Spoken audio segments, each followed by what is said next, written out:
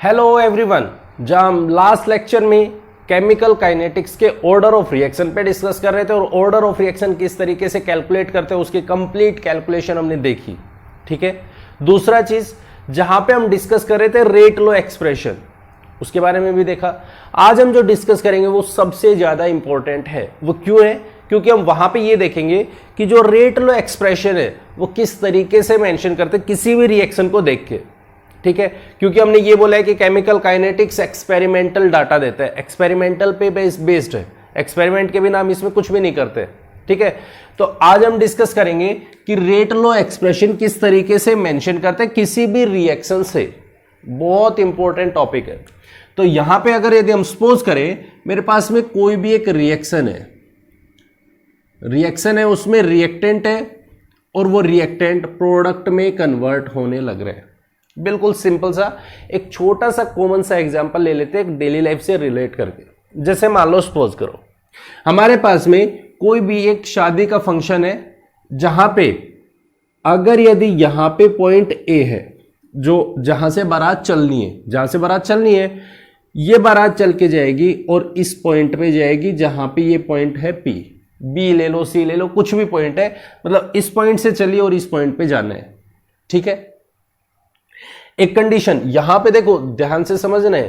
Condition ये है कि जब दूल्हा है वो तभी शादी के सारी रस्मों को पूरी करेगा जब इसके सारे फ्रेंड्स इसके पास पहुंच जाएंगे। इसकी कंडीशन है अगर यदि इसके दूल्हे के जितने भी फ्रेंड्स हैं, अगर यदि वो शादी में जब तक नहीं पहुंचेंगे तब तक वो शादी में नहीं, सारी रस्मों को पूरी नहीं करेगा, ठीक है। एक कंडीशन, पहली कंडीशन लेते हैं, जब वो सारे के सारे फ्रेंड्स सीधे गए, यहां से चले, जितने भी रिलेटिव्स है, फ्रेंड्स नहीं रिलेटिव्स है, सारे के सारे वो यहां से चले और सीधे निकल गए, सीधे चले गए, कोई डेविएशन नहीं हुआ, मतलब उन्होंने किसी भी तरीके का कोई डिस्टरबेंस नहीं किया, मतलब वो सीधे जिस पॉइंट से चलना था वो फाइनल पॉइंट पे सीधे पहुंच गए, ठीक है। कोई दिक्कत नहीं है, तुरंत शादी की रस्में पूरी हो जाएंगी, सब कुछ खत्म हो जाएगा। दूसरी कंडीशन ये है जब इन्होंने बोला कि यहां से यहां पे गए, आगे जाके और फिर उन्होंने डेविएशन ले लिया और वो यहां पे जाके रुक गए, वो यहां से यहां गए फिर उसके बाद में यहां पे आके रुक गए, बीच में रुक गए। कहां रुके ये नहीं पता है, फोन कर रहा है कोई भी और कह रहा है कि हाँ भाई आ रहे थोड़ी देर में आए। क्या ये बनेगा? क्या यहां पे अगर यदि हम कहें कि शादी की रस्में पूरी होंगी? नहीं होंगी। क्यों नहीं होंगी? क्योंकि यहां पे पहले कंडीशन थी कि जब तक मेरे फ्रेंड्स या मेरे रिलेटिव सारे नहीं आएंगे तब तक हम शादी नहीं करेंगे। क्लियर? अब यहां पे खड़े हैं, कितनी देर खड़े हैं वो नहीं पता है, वो किसी को भी नहीं पता है। कितनी देर खड़े हो सकते हैं हमें नहीं पता है। कौन किस पे डिपेंडेंट है? ये वाली जो कंडीशन है, जहां पे ये वाली कंडीशन फुलफिल होनी है, वो सारी चीजें डिपेंड कहां कर रही है? यहां पे कर रही है। यहां से चले थे वो बहुत तेज चले थे कि हाँ भाई जल्दी से पहुंचना है, यहां से चले तेज चले थे, बहुत तेज चले थे, ठीक है। यहां के क्या हो गए? स्लो हो गए कि अरे यार थोड़ी देर रुकते हैं, थोड़ी देर पार्टी करते हैं, वो जो भी कर रहे हैं, पार्टी कर रहे हैं, कुछ भी कर रहे हैं, यहां पे स्लो स्टेप में किया। उसके बाद यहां से फिर दोबारा चलना स्टार्ट किया और फिर वो यहां पे पहुंच गए। क्या वो यहां से किसी को लेके गए? नहीं ले गए। यहां से अगर यदि 5 बंदे चले थे तो 5 ही आगे पहुंचे हैं, 5 बंदे चले थे वो 5 ही पहुंचे हैं। जो चीज थी वो यहीं पे छोड़ के गए हैं, कुछ भी जो उन्होंने किया वो यहीं पे छोड़ के गए हैं। ध्यान से समझना है, ये स्टेप सबसे ज्यादा इंपॉर्टेंट है। यहां से चले थे वो फास्ट चले थे, यहां पे वो स्लो हुए और फिर यहां से वो फास्ट हो गए कि जल्दी से पहुंचो भाई, हमारे बिना तो कुछ हो ही नहीं रहे, बार बार में फोन आ रहे हैं, तो वो यहां पे पहुंच रहे हैं। अब एक बात ध्यान से समझनी है, पहली कंडीशन जब ये ए से सीधा पी पहुंच गए तो उस टाइम में तो क्या था? ये सिंगल स्टेप में था, सिंगल स्टेप तक किसी को कोई भी इंतजार करने की जरूरत नहीं पड़ी, बिल्कुल स्ट्रेट गए थे। उसी तरीके से जब ये ए पॉइंट से चले सी पॉइंट पे गए, किसी भी, मान लो ये सी पॉइंट था तो सी पॉइंट पे गए, सी पॉइंट से चले, फिर ये पी पे गए, दोनों को अगर यदि मैं कैंसिल करूं तो ए से पी ही तो बनने लग रहा है। इसमें सी का कोई भी बीच में इंटरफेरेंस नहीं है, किसी तरीके का कोई डिस्टरबेंस नहीं है। लेकिन डिपेंडेंसी किस पे है? डिपेंडेंसी इसी पॉइंट पे है। इसी पॉइंट पे हम डिपेंड कर रहे हैं कि कितनी देर रुके हैं, वहां पे कितना टाइम स्पेंड कर रहे हैं। सबसे ज्यादा डिपेंडेंसी यहां पे है। बात क्लियर है? इसी तरीके से हमारे पास में दो टाइप की रिएक्शंस थी, जहां हमने पीछे बताया भी था, एक एलिमेंट्री रिएक्शन और दूसरा जहां पे हमने बोला कॉम्प्लेक्स रिएक्शंस। एक जहां पे हम बोल रहे हैं एलिमेंट्री रिएक्शन थी और दूसरा जहां पे हम बोल रहे थे कॉम्प्लेक्स टाइप की रिएक्शंस हैं। ठीक है, ध्यान से समझना है। पीछे मैं बता चुका हूं वैसे एक बारी, लेकिन फिर भी क्योंकि इसकी जरूरत हमें आज वाले जो टॉपिक में सबसे ज्यादा पड़ेगी, तो इसलिए हम इसको यूज कर रहे हैं। अब देखो, कॉम्प्लेक्स रिएक्शन है, एलिमेंट्री रिएक्शन है। एलिमेंट्री रिएक्शंस तो वो है जो सिंगल स्टेप में हो जाए, सिंगल स्टेप में रिएक्शन हो जाए, वो एलिमेंट्री रिएक्शन है। उसके लिए हम हमेशा law of mass action use करते हैं, उसे हम नहीं देख रहे, इसे छोड़ दो। ठीक है, हम बात कर रहे हैं कॉम्प्लेक्स रिएक्शंस की। कॉम्प्लेक्स रिएक्शन में क्या होता है? देखो, मेरे पास में कोई भी एक रिएक्टेंट होगा, कोई भी रिएक्टेंट होगा, वो रिएक्टेंट पहले जाएगा किसी एक ऐसी जगह पे जहां पे उसको स्टेबिलिटी दिखेगी, जहां पे उसको एक कोई भी पॉइंट बनाना दिखेगा। ज्यादातर हम यहां पे यूज करते हैं ऑर्गेनिक टाइप की रिएक्शंस। ठीक है, रिएक्टेंट किसी भी प्रोडक्ट को बनाने से पहले वो क्या करेगा? वो बीच में एक इंटरमीडिएट स्टेप का यूज करेगा, इंटरमीडिएट बनेगा बीच में, और उस इंटरमीडिएट से फिर प्रोडक्ट बनेगा। तो बीच में हो क्या रहा है? अगर यदि मेरे पास में आर पहले इंटरमीडिएट बना रहा है, फिर ये जो इंटरमीडिएट है ये डिसोसिएट होगा और फिर प्रोडक्ट देगा। हमारे पास इंटरमीडिएट इंटरमीडिएट कैंसिल हो जाएगा। कहीं भी किसी भी जगह पे इंटरमीडिएट की रिक्वायरमेंट नहीं होती है। बात क्लियर? कोई जरूरी नहीं है यहां पे सारी ऑर्गेनिक रिएक्शंस ही हो, इनऑर्गेनिक की रिएक्शंस भी हम बहुत अच्छे से इसमें पढ़ते हैं, बहुत अच्छे से डील करते हैं। ध्यान से समझना है आप। ध्यान से क्या समझ रहे हैं कि जब ये जो इंटरमीडिएट बन रहा है, कितनी देर बनेगा, कितनी देर बनेगा, उसके ऊपर हमारे पास में कितनी देर में बनेगा या कितनी देर बना रहेगा, उसके ऊपर हमारी सबसे ज्यादा रिएक्शन डिपेंड करती है। ये बात सबसे ज्यादा इंपॉर्टेंट है, सबसे ज्यादा इंपॉर्टेंट बात है। क्लियर? कैसे? जैसे इसको समझने की कोशिश करते हैं। मान लो मेरे पास में कोई भी एक रिएक्शन है, किसी भी एक रिएक्शन की बात करते हैं। पहली रिएक्शन जहां पे O3 डिसोसिएट होती है O2 में, O3 डिसोसिएट हुई O2 में। बिल्कुल ध्यान से समझना, बिल्कुल आराम से समझना है। O3 डिसोसिएट हुई O2 में। अगर मैं इस रिएक्शन को बैलेंस करूं तो ये ट्वाइस और ये थ्राइस बनते हैं, ये बनते हैं। HNO के प्रेजेंस देते हैं तो हमारे पास में ये रिएक्शन हो रही है। ठीक है, बिल्कुल हो रही है। अगर यदि हम सपोज करें कि मेरे पास में O3, अब मैं इसको पहली चीज में इसी रिएक्शन को देखूं तो मैं यहां से अगर लिखना चाहूं, मैं कहूं अगर यदि ये सिंगल स्टेप में हो रही है, अगर हो रही होती तो मेरे पास में इसका रेट क्या होता? K इंटू O3 की पावर 2 ये हो जाना चाहिए था। अगर यदि ये रिएक्शन इस तरीके से होती तो ये होना चाहिए था, होना चाहिए था। लेकिन जैसे हमने एक्सपेरिमेंट किया तो एक्सपेरिमेंट करने के बाद हमें पता चला, क्या चीज पता चली? कि ये जो O3 है ये पहले सिंगल O3 आया, HNO के साथ में रिएक्शन किया, मतलब जैसे सनलाइट के प्रेजेंस में आया तो यहां से डिसोसिएशन हुआ और वो ऑक्सीजन दे देते हैं प्लस एक नेसेंट ऑक्सीजन प्रोड्यूस कर देते हैं। नेसेंट ऑक्सीजन ऑक्सीडेशन के टर्म में यूज होता है, तो ये नेसेंट ऑक्सीजन ये प्रोवाइड कर रहे हैं। क्लियर? अब ये जो नेसेंट ऑक्सीजन है, अब ये तो ऐसा तो है नहीं कि ऑक्सीजन बन गया और फिर उसका कोई यूज ही नहीं हुआ है। ये जो नेसेंट ऑक्सीजन है ये ऑक्सीडेशन करने के काम आता है। तो जैसे ये बना, ये दोबारा से यूज हुआ, किसके साथ में कंबाइन होके? नेसेंट ऑक्सीजन O3 के साथ में कंबाइन हुआ और हमारे पास में प्रोड्यूस कर दिया O2, एक और O2 प्रोड्यूस किया, कितने हो गए 3 और 1 4, तो यहां से ये बना दिया ट्वाइस ऑफ O2।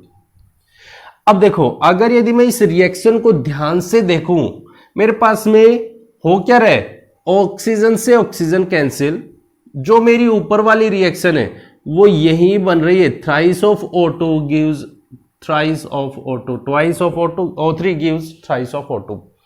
मेरी जो सिमिलर रिएक्शन है, यहां वाली रिएक्शन है, वही सेम रिएक्शन बन गई, सेम रिएक्शन।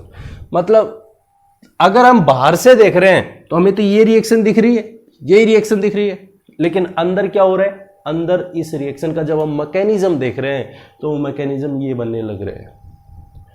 अब एक बात यहां से समझनी होगी, और वो क्या, कि जो ये इंटरमीडिएट बनने लग रहे हैं, क्या इस इंटरमीडिएट को हम किसी भी फाइनल रिएक्शन में देख सकते हैं? नहीं देख सकते। मतलब इंटरमीडिएट बना था, वो अंदर ही अंदर बन भी गया और टूट भी गया, उसका कोई यूज नहीं हुआ। लेकिन हमें कहीं भी फाइनल ना तो मुझे रिएक्टेंट में दिख रहे, ना मुझे प्रोडक्ट में दिख रहे। अब जो बात है वो ध्यान से समझनी है, इन दोनों स्टेप्स में, इन दोनों के दोनों स्टेप्स में कोई ना कोई एक ऐसा स्टेप होगा जो स्लो हो सकता है, कोई तो ऐसा होगा। अब ऐसा थोड़ी है कि मेरे पास में दोनों के दोनों सेम स्पीड से होंगे, दोनों सेम स्पीड से तो होने से रहे।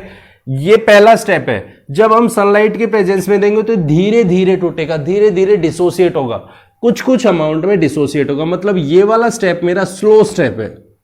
और जब हम इस वाले स्टेप पे आते हैं तो हमने देखा ये वाला फास्ट स्टेप बन रहा है। हम इसमें एक चीज नोटिस करते हैं कि हमारे पास कोई ना कोई एक ऐसा स्टेप होगा जो स्लो स्टेप होगा। बहुत इंपॉर्टेंट है स्लो स्टेप, मतलब जो हमारी रेट को डिटरमाइन करेगा, रेट डिटरमाइनिंग स्टेप जिसको हम बोल रहे हैं। वही तो बात हो गई कि जो हमारे पास में ए पॉइंट से और पी पॉइंट पे पहुंचना था, बीच में वो कितनी देर रुके हैं, सबसे ज्यादा रेट यहां पे डिपेंड करेगी। सबसे ज्यादा रेट किस पे डिपेंड करेगी? स्लो स्टेप के ऊपर डिपेंड करेगी। उसी को हम बोल देते हैं रेट डिटरमाइनिंग स्टेप। कौन सा है rate determining step? Rate determining step. इसका मतलब क्या हुआ? रेट को डिटरमाइन करने वाला कौन सा स्टेप होगा? वो हमेशा स्लो स्टेप होता है। बात क्लियर है? और जो स्लो स्टेप होगा उसी को देखते हुए हम रेट लिखते हैं। और रेट किसको देख के लिखते हैं? वो हमेशा रिएक्टेंट को देख के लिखते हैं। तो इस रिएक्शन का रेट ऑफ रिएक्शन अगर आपसे कोई भी ये दे दे कि मेरी एक रिएक्शन है और उस रिएक्शन में ये स्लो स्टेप, ये फास्ट स्टेप, और उससे रेट लिख के दिखाइए, तो हम क्या लिखेंगे कि हमारे पास में रेट हो जाएगा, वो हो जाएगा रेट इज इक्वल्स टू के की वैल्यू तो हमें पता ही नहीं है। एक रिएक्टेंट में कौन है? जितने भी रिएक्टेंट में होंगे कंपोनेंट वो सभी के सभी रेट डिटरमाइनिंग होते हैं। O3 कितने O3 हैं? देखो एक O3 है तो इसकी पावर 1, इसकी पावर 1।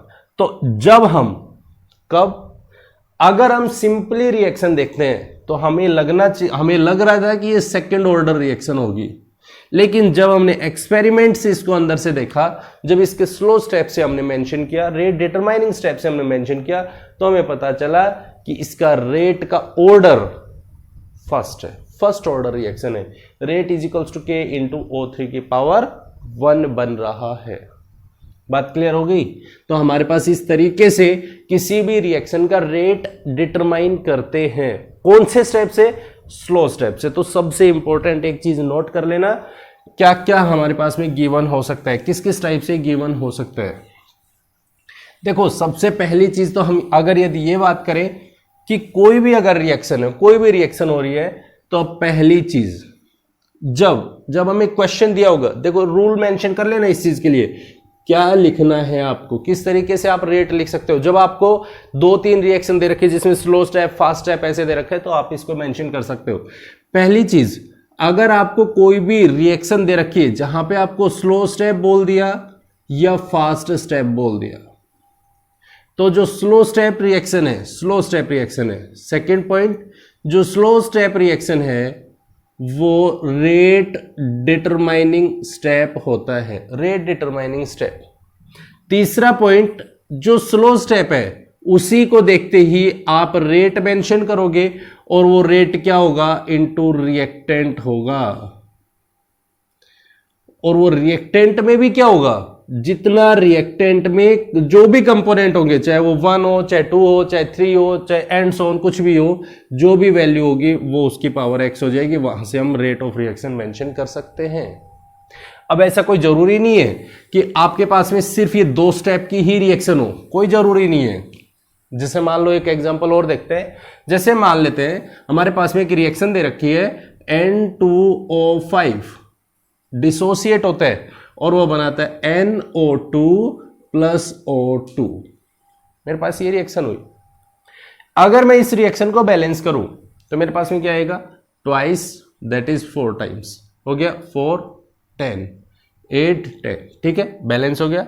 इस रिएक्शन को अगर यदि हम देखें, नॉर्मल देखें, तो हम इस रिएक्शन को देख के ये कह सकते हैं कि मेरे पास इस रिएक्शन में जो बनने लग रहा है वो रेट क्या होगा, रेट होगा, इस रिएक्शन को डायरेक्टली देखें तो वो होना चाहिए ये इंटू N2O5 की पावर 2, ये होना चाहिए जहां से हम नॉर्मल देखें तो। लेकिन जब हम एक्सपेरिमेंट से देखते हैं तो एक्सपेरिमेंट से हमें पता चलता है कि इसमें रिएक्शन क्या हो रही है, वो N2O5 gives NO2 plus nascent oxygen बन रहे हैं। और जो ये नेसेंट ऑक्सीजन है N2O5, ये इसके साथ मिलेगा तो ये बनाएगा NO2 प्लस O2, ये हमारे पास बना रहे। नेसेंट ऑक्सीजन से नेसेंट ऑक्सीजन कट रहे। जब हम यहां पे देखें तो इसको बैलेंस करते हैं तो मेरे पास में ये आते हैं। रिएक्शन क्या होगी, twice of N2O5 gives 4 times NO2 plus O2। अब इसमें कोई ना कोई एक स्टेप जहां पे कौन सा होगा भाई, इंटरमीडिएट तो ये वन है ना, दूसरे में तो इंटरमीडिएट का यूज होने लग रहा है, दूसरे स्टेप में तो इंटरमीडिएट का यूज होने लग रहा है। तो मेरे पास में ये नेसेंट ऑक्सीजन है, ये वाला स्लो स्टेप, ये वाला फास्ट स्टेप। तो हमारी जो रिएक्शन है, रेट है, वो क्या होगा, rate of reaction is equals to K। जो स्लो स्टेप में रिएक्शन बन रही है उसके रिएक्टेंट्स देखोगे, इसका रिएक्टेंट ये है, ठीक है, N2O5, ये हो गया, यही हुआ है, ये मेंशन हो गया। की पावर कितनी है, 1, तो ये पावर 1। इस बात को बहुत इंपॉर्टेंटली ध्यान देना है, क्लियर। तो हमेशा जब भी आपको रेट ऑफ रिएक्शन लिखनी है तो आप उसको स्लो स्टेप से मेंशन कर सकते हो। जैसे हमारे पास में रिएक्शन दे दे, कोई भी रिएक्शन दे दे, मान लो सपोज करो आपको रिएक्शन दे दी HBr प्लस O2, ये हमारे पास बना रहा है HOOBr, ये दे दिया, ठीक है। दूसरे स्टेप में आपको रिएक्शन दे दी HOOBr, HBr के साथ में रिएक्शन करता है तो वो बनाता है HOBr बनाता है। तीसरे स्टेप में जब HOBr है, ये रिएक्शन देता है HBr के साथ में, तो ये बनाता है हमारे पास में H2O प्लस Br2। हमारे पास में इसको जब ट्वाइस करते तो हमारे पास में ये रिएक्शन बनती है, ठीक है। तो ये ट्वाइस ऑफ वाटर और Br2 हमारे पास में दैट इज ट्वाइस, हमारे पास में ये रिएक्शन आ रही है।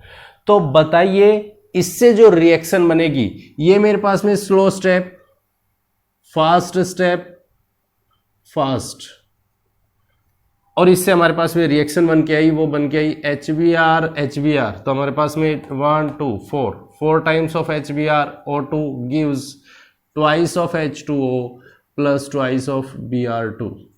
हम इसी जब रिएक्शन बैलेंस करेंगे तो ये आ जाएगा, ये कैंसिल हो जाएंगे, सारे टर्म्स कैंसिल हो जाएंगे, ये भी कैंसिल हो जाएगा, और इनको मेंशन कर सकते हैं, ठीक है। Slow step, fast step, fast step. अब देखो कोई जरूरी नहीं, क्यों हमने लिखा है, क्योंकि ये जो 3 स्टेप हो रहे हैं, इन तीनों स्टेप्स में से कोई ना कोई एक ऐसा स्टेप होगा जो कि स्लो होगा। आपको मेंशन करके दिया जाएगा कि ये स्लो स्टेप है, ये फास्ट स्टेप है, ठीक है। अगर हम इस रिएक्शन को जनरली देखते तो हमारे पास में रेट ऑफ रिएक्शन क्या होना चाहिए था, वो रेट ऑफ रिएक्शन होना चाहिए तो वो HBr की पावर 4 O2 की पावर 1 होना चाहिए था। लेकिन इसका रेट क्या होगा वो हमारे किस स्टेप पे डिपेंड करेगा, स्लो स्टेप के ऊपर डिपेंड करेगा। और स्लो स्टेप हमें क्या बताता है, वो बताता है rate of reaction is equals to क्या होगा, के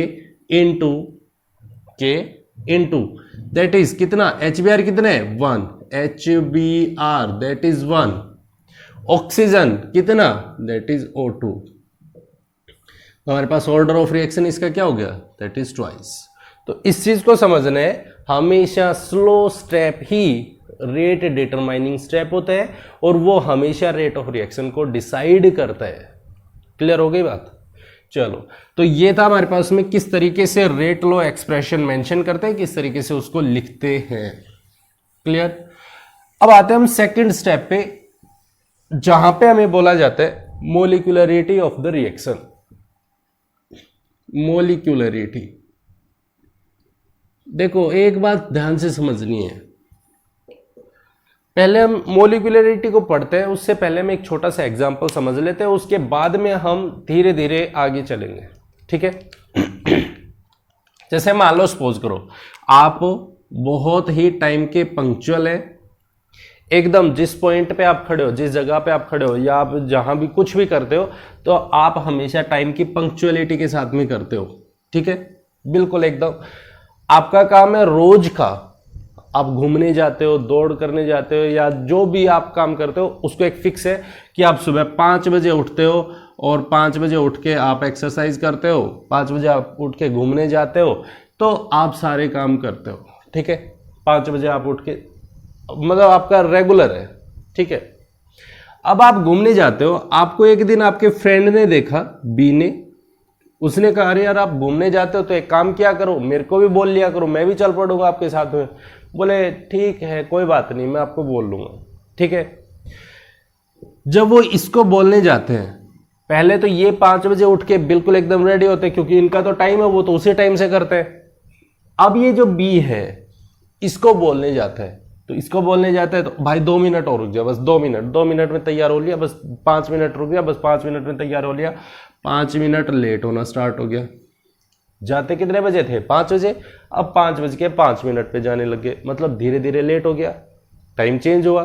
ठीक है, चलो कोई बात नहीं है। फिर भी अब ए और बी दोनों को जाते देखते हैं, तो सी बी देख रहे, सी देख रहे यार ये तो दोनों के दोनों घूमने जाते हैं, अरे यार तुम जब घूमने जाते हो तो मेरे को बोल लिया करो, मैं भी तुम्हारे साथ चल पड़ूंगा। तो ये क्या कहते हैं, चलो ठीक है भाई कोई बात नहीं, अब आपको भी लेते चलेंगे, आप सुबह तैयार हो लेना, 5 बजे हम चलेंगे, 5 बजे आप तैयार हो लेना। ठीक है। अब ये तीनों के तीनों सुबह जैसे मॉर्निंग में, तो अब इसको बोलने जाते हैं, 5 मिनट तो पहले लेट हो रहे हैं, ऊपर से इसको बोलने जाते हैं, तो फिर ये और डिले करेंगे, और डिले करेंगे। ऑब्वियस सी बात है कि भाई ये तो क्या करेंगे, धीरे धीरे डिले होने लग रहे इसको। चलो कोई नहीं, इतना भी सहन हो गया। उसके बाद ये देखते हैं कि अरे डी भी आने लग रहे। अब क्या क्या एक बात सोच के देखिए, जहां पे ए अपने टाइम पे जाता था, क्या अब इतने सारे बंदों के साथ में होने के बाद क्या ये कभी अपने टाइम पे पहुंच पाएगा? नहीं पहुंच सकते, कभी नहीं जा सकते। क्यों नहीं जा सकते? क्योंकि इसके साथ में इनको इनको इनको एक ही प्लेटफॉर्म पे पहुंचना, एक ही स्टैंड अप पे पहुंचना बहुत ज्यादा मुश्किल है। जब सारे के सारे एक साथ में, कभी एक साथ में एक पॉइंट पे कभी नहीं मिल सकते। कब भाई ये हो सकता है कि हमारे पास ये एक है, भाई देख मैं तो वहां पे चला जाऊंगा, आप मुझे वहां मिल जाना, तो मैं बेशक से आपके साथ जा सकता हूं, अदरवाइज मैं नहीं जाऊंगा। क्लियर है? क्योंकि मैं तो हमेशा लेट होता जा रहा हूं, तो आप मुझे वहां पे मिल जाना, मैं उसके बाद में आ सकता हूं। सिमिलर तरीके से मोलिकुलरिटी है। मोलिकुलरिटी क्या कहती है? वो सिर्फ और सिर्फ एक ही चीज समझाने की कोशिश करती है, और वो चीज किससे समझाने की कोशिश करती है?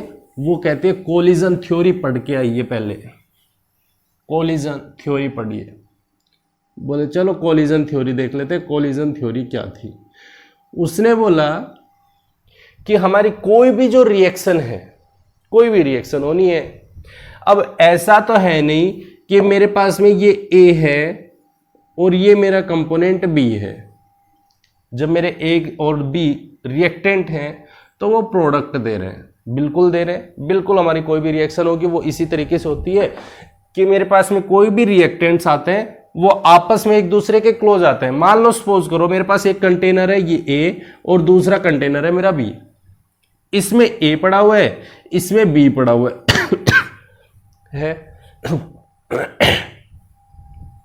अगर यदि मैं कहूं ये दोनों कंटेनर जो यहां पे रखे हुए हैं, ए कंटेनर और बी कंटेनर, मैं इन दोनों को लगातार देख रहा हूं और मैं कहूंगा कि मेरे को यहां पे प्रोडक्ट मिलेगा। कब मिलेगा भाई, कब मिलेगा? कितनी देर देखेंगे कि हमारे पास यहां पे प्रोडक्ट मिले? बैठे रहेंगे, इंतजार में बैठे रहेंगे, लेकिन हमें ये प्रोडक्ट नहीं मिलेगा। क्यों नहीं मिलेगा?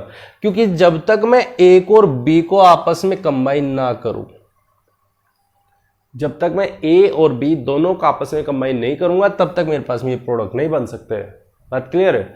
तो ये कब बनेगा? जैसे मैंने ए को बी में कंबाइन किया, कंबाइन करते ही हुआ क्या है कि ए का मॉलिक्यूल बी के मॉलिक्यूल के क्लोज आए, इनके बीच में जो डिस्टेंस थी वो कम हो गई, एक दूसरे के पास आए तो इनमें कोलिजन होना स्टार्ट हुआ। कोलिजन मतलब एक दूसरे के साथ में टकराना स्टार्ट हो रहा है, और जितना अच्छे से कोलाइड करेंगे, अगर यदि मान लो सपोज करो मेरे पास में एक ये ए आ रहा है और बिल्कुल सामने से मेरे पास में बी आ रहा है, बिल्कुल सामने से, ये इसको कोलाइड करेगा, ये इसको कोलाइड करेगा, तो उतना ही परफेक्ट कोलिजन होगा, उतना ही अच्छे से कोलिजन होगा।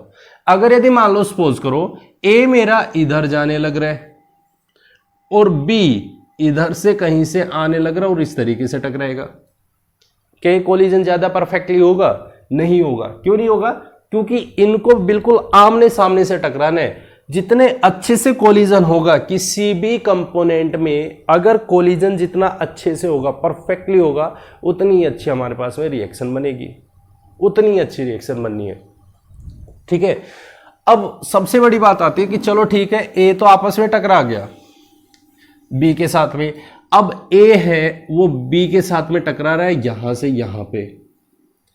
अगर मान लो सपोज करो मेरे पास सी भी आ गया, वो टकराएगा, तो मेरे पास किस तरीके से रिएक्शन होगी?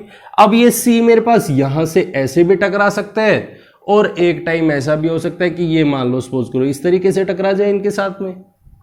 अलग अलग कंडीशंस है, लेकिन 3 से ज्यादा अगर कंपोनेंट आ गए, मान लो 4 आ गए, एक टाइम पे 4 कोलाइड करेंगे एक दूसरे के साथ में, क्या उतने अच्छे से कोलाइड करेंगे जितनी परफेक्टली ए और बी कोलाइड कर रहे थे? उसके बाद सी आया, चलो ठीक है, इसको थोड़ा बहुत झेल लिया, लेकिन क्या यहां पे एक साथ में चारों के चारों मॉलिक्यूल उतना ही स्ट्रांगली कोलाइड करेंगे? क्या नहीं कर सकते। बात क्लियर है? मेरे पास में सबसे ज्यादा इंपॉर्टेंट यही चीज बनती है, और वो ये कि जब हम मॉलिक्यूलरिटी को पढ़ने चलते हैं तो मेरे पास में सबसे पहला एक ही वर्ड निकल के आता है, कोलाइडिंग साइमल्टेनियसली। इसमें जो सबसे इंपॉर्टेंट वर्ड है वो यही है, कोलाइडिंग साइमल्टेनियसली। जितना परफेक्टली एक दूसरे के साथ में कोलाइड करेंगे, साइमल्टेनियसली वर्ड सबसे ज्यादा इंपॉर्टेंट है। मॉलिक्यूलरिटी किसी भी रिएक्शन में वो डिपेंड करती है साइमल्टेनियसली कितने परफेक्ट कोलिजन्स हो रहे हैं, उसी चीज पे हमारे पास में डिपेंड करती है मॉलिक्यूलरिटी। ठीक है, कैसे डिपेंडेंसी होती है, किस तरीके से हम इसको पढ़ते हैं, उस चीज को समझने की कोशिश करते हैं। अगर मान लो सपोज करो मॉलिक्यूलरिटी की बात करें, तो हम क्या बात देखते हैं कि हमारे पास मॉलिक्यूलरिटी अगर एक ही रिएक्टेंट है, केवल एक ही रिएक्टेंट है, मेरे पास किसी भी रिएक्शन में एक ही रिएक्टेंट है, तो उसके लिए हम बोलते हैं यूनिमोलिकुलर रिएक्शन है। यूनिमोलिकुलर, उसकी जो मोलिकुलरिटी होगी वो 1 होगी। अगर उसमें 2 रिएक्टेंट है तो हम उसको बोलते हैं बाइमोलिकुलर। बाइमोलिकुलर या बाइमोलिकुलरिटी 3 है तो ट्राइमोलिकुलर। ठीक है, लेकिन जो सबसे इंपॉर्टेंट है वो ये है, मोलिकुलरिटी कभी भी 3 से ज्यादा नहीं हो सकती है। Never more than 3, never more than 3, कभी भी 3 से ज्यादा नहीं हो सकती। मोलिकुलरिटी हमेशा या तो 1 2 3 हो सकती है, लेकिन 3 से ज्यादा नहीं हो सकती, बहुत बहुत रेयर है, या हम ये कह सकते हैं नेवर पॉसिबल, 3 से ज्यादा नहीं हो सकती है। दूसरी चीज, मोलिकुलरिटी कभी 0 नहीं हो सकती है। ये बात आप सोच सकते हो, बिल्कुल समझ सकते हो, मोलिकुलरिटी कभी 0 नहीं हो सकती। क्यों नहीं हो सकती है? अरे क्या कभी रिएक्टेंट ही नहीं है और हम वेट करें प्रोडक्ट है? रिएक्टेंट ही नहीं होगा। अगर एक रिएक्टेंट आ रहा है तो यूनिमोलिकुलर, 2 रिएक्टेंट आ रहे हैं तो हमारे पास बायोमोलिकुलर, अगर 3 रिएक्टेंट आ रहे हैं आपस में कोलाइड कर रहे हैं तो उसको ट्राइमोलिकुलर बोल रहे हैं। क्या कभी ऐसा हुआ है कि विदाउट रिएक्टेंट की प्रेजेंस ही ना हो और हमारे पास में प्रोडक्ट बन जाए? ऐसा हुआ है क्या? कभी नहीं हो सकता है। कभी भी मोलिकुलरिटी 0 नहीं हो सकती है। कभी भी मोलिकुलरिटी फ्रैक्शनल नहीं हो सकती है। इसके सबसे इंपॉर्टेंट पॉइंट्स चल रहे हैं, मोलिकुलरिटी सबसे इंपॉर्टेंट हो रहा है, फ्रैक्शनल नहीं हो सकते। और कभी भी मोलिकुलरिटी नेगेटिव नहीं हो सकती है, कभी नहीं हो सकती नेगेटिव। क्या जो रिएक्टेंट है वो नेगेटिव हो सकता है? नहीं हो सकता है। बात क्लियर है? तो जैसे हम इसके एग्जाम्पल को समझने की कोशिश करते हैं, एग्जाम्पल्स देखते हैं। अगर हमारे पास पहला एग्जाम्पल ले जैसे आप सब पढ़ते आए हो, कैल्शियम कार्बोनेट डिसोसिएट होता है CaO प्लस CO2 में। इस रिएक्शन में कितने रिएक्टेंट्स यूज हो रहे हैं? कितने रिएक्टेंट्स? तो वो हम कह देंगे कि हमारे पास में इसमें जो रिएक्टेंट यूज हो रहा है वो 1 हो रहा है। जो सिंगल स्टेप की रिएक्शंस है, जो सिंगल स्टेप में चल रही है, तो हमारे पास में क्या हो रहा है? कैल्शियम कार्बोनेट रिएक्ट कर रहा है तो कैल्शियम ऑक्साइड प्लस CO2 बना रहा है, जिसको हम कह रहे हैं यहां पे एक कैल्शियम कार्बोनेट यूज हो रहा है तो इसकी मोलिकुलरिटी यूनिमोलिकुलर है। यूनिमोलिकुलर क्योंकि ये एक ही स्टेप में हो रही है रिएक्शन, एक ही स्टेप में। ठीक है, ये हो गया। अब दूसरी स्टेप, मान लो सपोज करो कि यही रिएक्शन दे दी, NH4NO3 दे दिया, NH4 NO2 NO3 कुछ भी दे दो, NO2 दे दो, पहले NO2 ले लो, NO2, तो हमारे पास यहां से H2 और हमारे पास क्या निकल जाएगा? N2 प्लस H2O निकल जाएगा। रिएक्शन बैलेंस कर लेना, वही सिमिलर होगा कि N2 है तो हमारे पास में ये ट्वाइस ऑफ H2O, ये बन गया। अब यहां पे कितना है? एक ही कंपोनेंट है, मेरी रिएक्शन है यूनिमोलिकुलर। यूनिमोलिकुलर क्योंकि एक ही रिएक्टेंट है, सिंगल स्टेप में रिएक्शन हो रही है, तो हम बहुत आराम से लिख सकते हैं, मेंशन कर सकते हैं इसमें मोलिकुलरिटी 1 है। ठीक है, सेकंड स्टेप पे आते हैं। जैसे हमारे पास में ट्वाइस ऑफ HI हमारे पास रिएक्शन देता है तो वो हमारे पास में कंपोनेंट बनाता है, क्या बनाता है? H2 प्लस I2, ये जा रहा है तो मेरे पास क्या हुआ? HI, 2 HI है, वो रिएक्ट कर रहे हैं, 2 HI बन रहे हैं, जो प्रोडक्ट है वो H2 प्लस I2 बन रहे हैं, 2 HI यूज हो रहे हैं। मेरे पास ये बाइमोलिकुलर रिएक्शन है, बाइमोलिकुलर। ठीक है, इसी तरीके से मान लो सपोज करो आपको कोई भी और रिएक्शन दे दे, कोई भी और रिएक्शन दे दे जिसमें हायर ऑर्डर की रिएक्शन है, कॉम्प्लेक्स रिएक्शंस, मान लो सपोज करो, ये तो ऐसी रिएक्शंस हैं जिनमें, ऐसे केसेस में जहां पे हम सिंपल रिएक्शंस लेते हैं, जहां पे हम एलिमेंट्री रिएक्शन को यूज कर रहे हैं। लेकिन अगर यदि कोई ऐसी रिएक्शन दे दे जहां पे मान लो A plus B plus C इस तरीके से दे दे और वो बना रहा है हमारे पास में D प्लस E, ये दे रहा है, जिसके आगे 2 4 या 1 कुछ भी लिख दे, तो हम कभी भी इस रिएक्शन को देखें और हम कहते हैं मोलिकुलरिटी कितनी है? Molecularity 2 plus 4 plus 1 that is कितना हो गया? कितना हो गया यहाँ पे? 7। तो ये कभी पॉसिबल नहीं है। ये सारे के सारे कभी भी एक साथ में 7 मोलिक्यूल कभी भी कोलाइड नहीं कर सकते। मोलिकुलरिटी कभी भी 3 से ज्यादा नहीं हो सकती, नेवर मोर देन 3। इस बात को याद रखना है, कभी भी मोलिकुलरिटी 3 से ज्यादा नहीं हो सकती है। तो कितनी हो सकती है वो हमारे पास डिपेंड करेगा कि ये कॉम्प्लेक्स रिएक्शन है, तो कॉम्प्लेक्स रिएक्शन है तो इसका मतलब ये हो गया कि इसमें बीच में कोई इंटरमीडिएट बन रहे हैं, बीच में कोई और इंटरमीडिएट बन रहे हैं, तो उन रिएक्शंस को देखते हुए, इंटरमीडिएट जो बन रहे हैं उन रिएक्शंस को देखते हुए हम इसमें मोलिकुलरिटी डिसाइड करते हैं। बहुत इंपॉर्टेंट बात है ये, ध्यान से समझनी है। मोलिकुलरिटी मतलब कोलिजन, और कोलिजन मतलब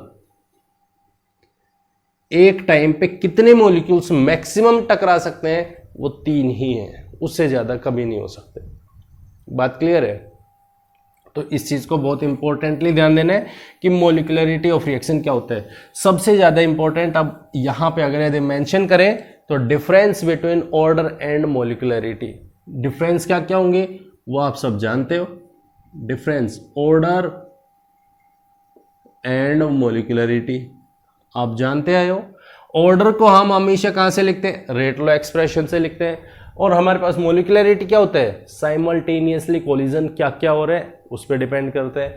ऑर्डर कभी भी नेगेटिव हो सकता है, बिल्कुल हो सकता है, नेगेटिव ऑर्डर हो सकता है, ऑर्डर 0 हो सकता है, ऑर्डर फ्रैक्शनल वैल्यू हो सकती है, पॉजिटिव वैल्यू हो सकती है, लेकिन मोलिकुलरिटी कभी भी 0 नहीं हो सकती, कभी भी नेगेटिव नहीं हो सकती, कभी भी फ्रैक्शनल नहीं हो सकती है। वो हमेशा एक कंप्लीट नंबर होगा और वो भी कितना होगा, 1 2 3 इसी में ही लाई करेगा, इससे ज़्यादा में नहीं हो सकते। इस तरीके से इनके डिफरेंसेस आपको मेंशन करने, उनको नोट डाउन करने, ठीक है। एक रिएक्शन आती है जिसको हम बोलते हैं स्यूडो ऑर्डर रिएक्शन।